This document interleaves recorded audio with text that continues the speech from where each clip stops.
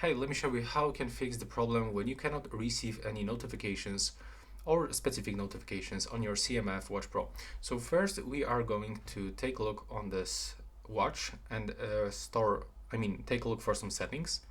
So you have to just scroll down and go to the settings, and we have to take a look for the two things. The first one, go into the sound settings and be sure that the silent mode is actually turned off. And the second thing, go into the do not disturb mode and also be sure that you turn it off. Next, you have to go into your smartphone, open CMF application and click right here. Then go into the notifications. Be sure that you enable notifications.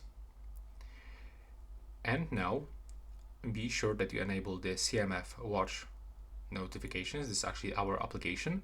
And from this, just enable all apps that you are using and that you want to receive notifications from them. So if you want to receive notifications from the Discord, just click on this switcher.